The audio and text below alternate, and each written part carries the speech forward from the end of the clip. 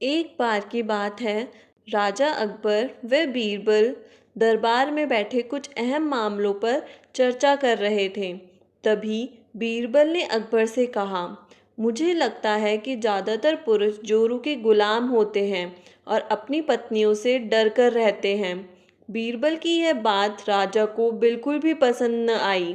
उन्होंने इस बात का विरोध किया। इस पर बीरबल भी अपनी बात मनवाने पर अड़ गए।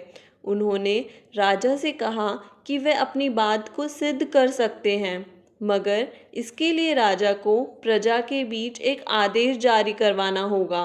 वह आदेश यह था कि जिस पुरुष के अपनी पत्नी से डरने की बात सामने आएगी, उसे दरबार में एक मुर्गी जमा करानी होगी।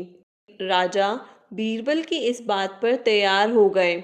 अगले ही दिन प्रजा के बीच आदेश कराया गया कि अगर यह बात सिद्ध हो जाती है कि कोई पुरुष अपनी पत्नी से डरता है, तो उसे दरबार में आकर बीरबल के पास एक मुर्गी जमा करवानी होगी।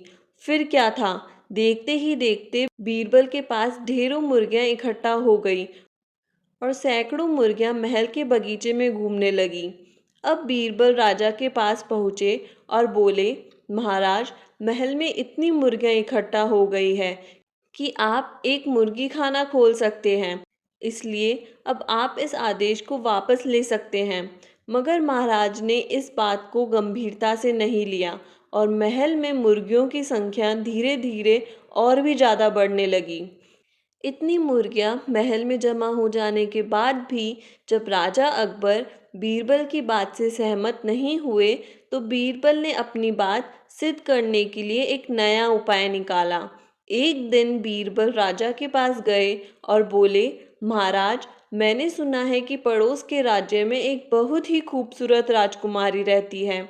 अगर आप चाहें तो क्या मैं आपका रिश्ता वहां पक्का कराऊं?